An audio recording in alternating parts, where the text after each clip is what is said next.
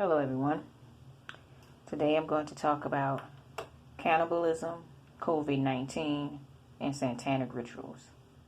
Cannibalism, Covid-19, and their satanic rituals. And before I get to the scriptures, I'm going to link everything in the description box below so you can see the articles plus the videos, okay? Now, I find it kind of strange how this Covid-19 situation had happened. How people bodies upon bodies, and people saying they can't see the bodies. Hint, hint. To why these people also putting the bodies in the refrigerator in the back of the trucks. So I'm going to read some stuff here, okay, before I get into the scriptures, so you can see where I'm coming from with this. And one source told me, oh, the people that's demonic are hungry, okay. But I'm going to read how this is coming up about by this COVID-19 situation. Okay? First article is called World War II and Short History. Okay? It said after the Soviets were not able to lift the siege until early 1944, the worst of the ordeal occurred during November, December, and January of 1941 and through 1942. Food was in such short supply during that period that over 200,000 people died of starvation and diseases caused by malnutrition. The city depended on supplies that come by train Moscow to Lake Ladoga. You're going to see in the description box below. I'm not saying that right. And then by boat to the small port of Osnitz. Oh, man. I don't know what I'm read there, but you're going to see it. Osnitz, if I'm saying that right. Okay, from their precious cargoes traveled another 35 miles by rail and a route within easy range of German artillery. But the Germans cut the Moscow-Leningrad Railroad under control until a month later. Even after restoring the rail link, it was necessary to haul supplies across the lake in trucks, many of which broke through the treacherous ice. Food became so scarce during the worst months of the siege that people resorted to devouring dogs, cats, rats, and melt down raw paper glue, okay, as well as horrible jelly made from sheep intestines. Many persons dropped dead in the streets, and since few had the energy to bury them, they often remained there. As hunger became more and more severe, some resorted to cannibalism, eating the flesh of corpses that they found in the streets. Okay. And guess what it is? Makeshift morgues. Cannibalism, eating the flesh of corpses they found in the streets, are makeshift morgues. Now, in that description box below, you're going to see the bodies are going to the truck in the refrigerator, 2 makeshift morgues. Okay? They sit in the bodies in the refrigerator back of these trucks, 2 makeshift morgues. Okay? I'm just showed y'all the link that the cannibalism people go to these morgues and eat upon dead corpses. Okay? Now let's continue. Now, let's see. The next article is going to be about management of the dead bodies in disaster situations. Okay. It says, controversy has always surrounded the handling of mass fatalities. Myths about treatment of the dead are strongly rooted in culture. Contemplating massive measles vaccination campaigns after an earthquake because of the fear that corpses can transmit these diseases are burying incinerating corpse. Okay. And then it says, without contemplating required identification. Ain't that something? Process because of the supposed contamination risks they pose are just 2 examples of the myths that form part of the popular culture. Despite efforts by experts to dispel these and other beliefs, certain fallacies have led or continue to lead to unacceptable practices in managing dead bodies. They talk about the example in India after the earthquake in 2001, in which the number of fatalities approached 100,000. The bodies recovered were cremated. Okay. Considering these factors, PAHO area on emergency preparedness and disaster relief has developed this manual as a tool to be used by national and local authorities and professionals from public institutions that are affected by this issue. In disaster situations, the state and its authorities are responsible not only for being prepared to effectively provide immediate assistance to disaster victims and to maintain basic services following an event. It's also the state's responsibility to attain the handling and final disposal of dead bodies, resulting from the disaster regardless of their number. In many cases, management of human remains has not been given the attention it deserves. It has been disregarded. Oh, shoot. It is important to clarify that the priority is to assist disaster survivors and to maintain basic services, but we cannot overlook the recovery of dead bodies. This chapter aims to provide a general overview of the authorities' obligation in dealing with this issue. The state must assume the leading role in the entire process, that is to organize health services, legal services, forensic services, and other actors involved in managing dead bodies without neglecting resources destined for the living. There must be an interrogated plan to serve the needs of the dead. One must always keep in mind that the way corpses are managed has a significant impact on the well-being of surviving family members. The death of a loved one leaves an undeniable mark on the survivors, and unfortunately, because of the lack of information, the families of deceased suffer additional harm because of the inadequate way that the bodies of the dead are handled. Ain't that something? These secondary injuries are unacceptable, particularly if they are the consequences of direct authorization or action on the part of the authorities or those responsible for humanitarian assistance. Regrettably, we continue to be witness to the use of common graves and mass cremations for the rapid disposal of dead bodies, owing to the myths and beliefs that corpse poses a high risk for epidemics. Ain't that something? The most serious aspect is that these measures are carried out without respecting identification process. Preserving the individuality of the deceased. Not only do these actions go against the culture and religious practice of population, but they have social, psychological, emotional, economical, legal repercussions regarding the legacy of the deceased, which exacerbate the damage caused by the disaster, in which the state is supposed to have a critical role in handling dead bodies by the standardizing and guiding tasks. Ain't that something? Okay, now, let's go to this part here. Okay, I think I already read that part. The protecting clothing and equipment depending on the type of disaster and the working conditions where deceased bodies are handled. It might be necessary to have clothing that is suited to special conditions. Disposable clothing is available. It's recommended for many situations. In other cases, traditional fabrics are preferable owing to their strength, especially when lifting bodies. Closed boot-style shoes are also recommended in these instances. Moving bodies is inevitable in most cases, and even there will be assistance wearing back support belts can reduce the chance of injury. Rain gear is also used in case of storms. In general, although the use of face masks, that's something. Face masks. Are we not going through that right now? Okay, let's continue. It's recommended in certain tests. We rarely consider them to be necessary since masks limited ventilation and the workers tear more easily. Using them can slow down the task of moving, storing, preparing corpse. It should be noted that the mask does not filter or provide protection over a reasonable period of time.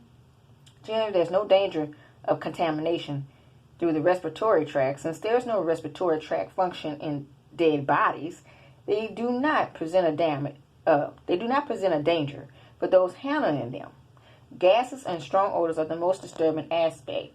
It talks about using electric saws to open people's skulls in the morgue. And being careful not to inhale the gas when they open the skull. For example, ammonia corpse removal will take place once the situation is under control, Rescue personnel shall be careful in hailing gas and search for dead bodies in these areas. And they're talking about that they should be warned to. In disaster situations where there are massive fatalities, it is not an ethical violation to place human bodies individually on the ground in an organized, respectful manner. This should be done only when the usual sites for holding the bodies are exhausted. In such a circumcision, there are basic rules. For example, it's prohibited to pile bodies on top of the others in any storage situation. However, it's permissible to place bodies on top of others when they transferring them from one point to another in available vehicles are extreme situations when it's necessary to use refrigeration to preserve the bodies. Okay, let's continue. Autopsy is not systematically performed in disaster situations, but is reserved for those cases in which important information can be obtained. Okay, y'all hear this? Both for clarification about the event and for victim identification in cases where victims are well known or is advisable for other reasons. This scientifically important investigation should be carried out not only for clarification of the event, but determine other aspects relating to their death. In other words, lie. Ain't that something? Let's continue. But morticians and mortuary staff supposed to be prepared in disaster situations. Okay, now here's where the journalist comes in. This is why some of them journalists was probably missing, you guys. Let's continue. Journalists playing a major role to obtain the necessary data to identify the bodies that have been recovered but remain in holding areas because of lack of information. The media plays a huge role. Okay, and it says religious institutions can help provide basic information for identification files and assist family members in the process of identifying corpses as well as delivery of corpse to the family. The administrative structures for management of the dead bodies. The responsible institution is the Attorney General Office, Minister of the Interior. Okay, and then what struck to me is the search and the recovery. Self-Defense Agency, Fire Department, Red Cross, Public Prosecutor's Office. Now, before I continue to read about this article, let's go to the next article where it talks about Red Cross. Listen to this, you guys. American Red Cross. Satanic Bay Area blood sacrifice. Pledge to give blood. Blood sacrifice has been an important element of the satanic magical rituals for years. As a modern Satanist, that person said, we don't believe in supernatural things and never shed blood of innocent animals and humans. Let's laugh at that because you know that's a lie. And of course, we don't drink blood. Okay, you're in the blood bank, but you don't drink blood. Okay. Not even the metaphor, oh, y'all know what I'm saying. One, like some people out there, yet there is a way we can relate to an old tradition of blood sacrifice while doing something good for society, so they say. And that's blood donation. Thousands of people are in constant need of blood products every day, so it's critical that everyone considers giving blood. Bleed for Satan. Don't that sound stupid? This is a whole major sacrifice, you guys. Y'all don't see what's going on out here? Look at those videos where they're putting the bodies in the back of the refrigerator, taking to the makeshift morgues. They are sacrificing people and eating their bodies of their dead corpse. How sick is that? Let's continue. Oh, man. I mean, it's really sick out here. How you know for a fact how they are sick. Okay, let's see if I can go back to where I was. Excuse me, guys. All right, let's see. Okay, I think I have already did that. Let me see. Yeah, I think I have covered all that part. So, as y'all can see, let's see where I'm at. Okay, as you can see, that's where it tells you about them liking Red Crosses for these, you know, the sacrifice. Let's say that. They are sacrificing and eating dead bodies. They are cannibalistic. Okay? I'm trying to see where I'm left off. Okay. Okay, I think let's see. I'll drop this again. Okay, yeah. Right here. Look at the next article, you guys. It's going to talk about endo-cannibalism. It's a practice of cannibalism in one's own locality of community. Endo-cannibalism has been used to describe the consumption of relics in mortuary contexts. It talks about how cannibalism in India, how they consume the flesh of the dead floated in the Ganges in pursuit of immortality and supernatural powers. You will see it talks about more about cannibalism and them eating the dead mortuary. They talk about Kuru disease and how it affects women and children in Papua New Guinea and consume the bodies of their dead relatives to return the life force of the deceased to the hamlet. Currently, there's no cure for Kuru, but the Nation Institute of Neurological Disorders, stroke, funds the research and behind the development of the transmission of that disease as well as other diseases. Ain't that something? Then there's another, thus our bodies. You're going to see another article where it says, thus our bodies, thus was our custom, mortuary cannibalism in American society. Okay, it talks about the Wari people, customs doing mortuary cannibalism and consuming corpse body substances. Cannibalism was preferred treatment for Wari people, except for a few instances where the bodies were cremated. They also practiced exo-cannibalism, eating up enemies. Enemy parts were abused and treated disrespectfully and freshly roasted. Oh, God. The flesh was eaten off the bone. Okay. There's a lot of nastiness there. Okay, and they said that is where it really got to laugh. They said the mortuary cannibalism expressed honor and respect for the dead. Okay, we got to laugh some more. Then it says the article, you're going to see the next article, where they said the morgue worker with taste for human flesh killed girlfriend and ate her corpse. Okay? You're going to see that article, and then you're going to see the next article, cutting the flesh is surgery, autopsy, and cannibalism, the Belgian Congo. And then I looked at mortuary.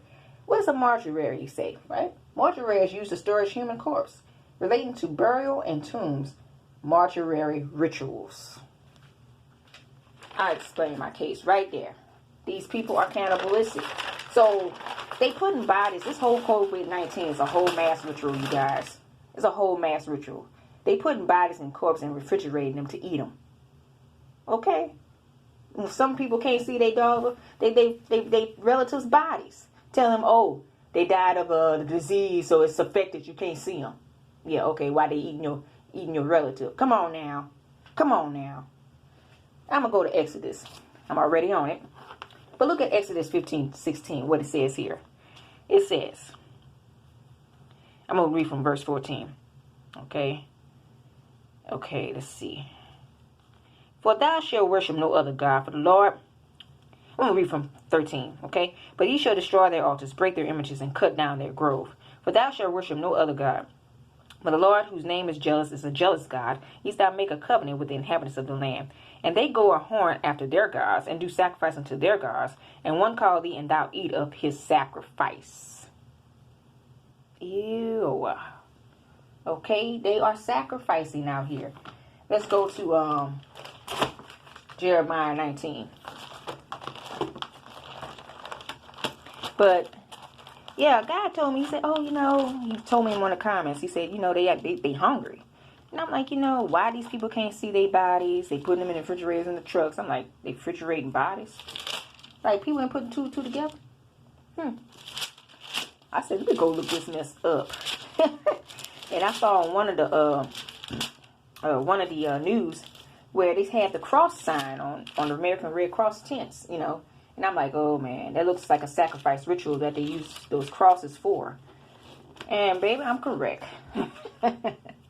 Let's continue. Like 19, let's see. Let's see where I want to eat. There we go. And I will cause them to eat the flesh of their daughters. Okay, let's go here.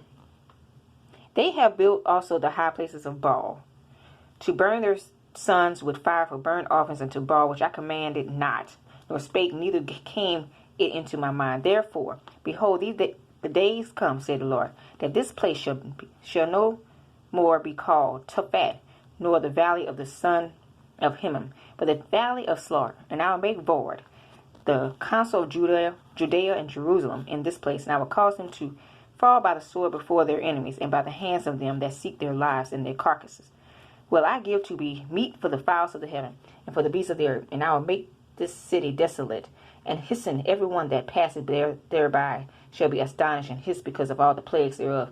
And I will cause them to eat the flesh of their sons and the flesh of their daughters, and they shall eat every one the flesh of his friend in the siege and straightness wherewith their enemies, they that seek their lives, shall straighten them.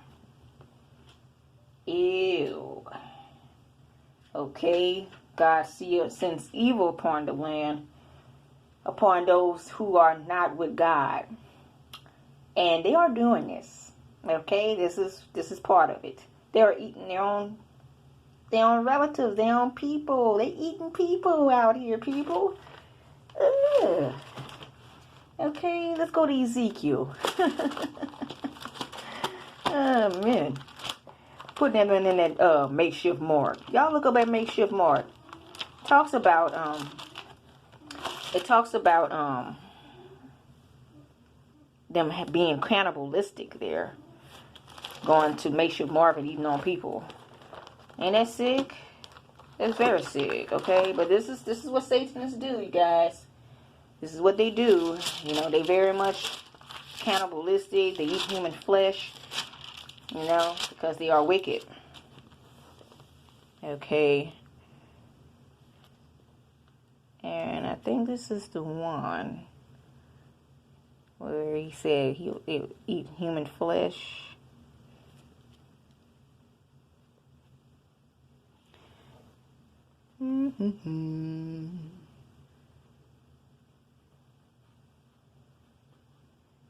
Okay. Let's see. Judgment and But you see that there, that they have. Okay, I think this is it. Therefore, as I live. Okay.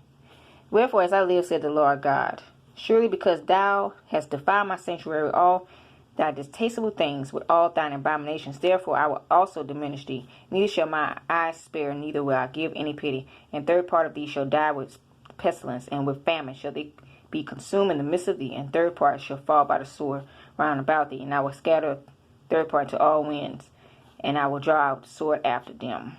Okay? Consume in the midst of thee, because they're going against God. Okay? But I'm going to leave some more verses down there. But people, they are being cannibalistic, and you'll see in those videos that shows that. Okay? Always heed to this word right here. Jesus Christ is God.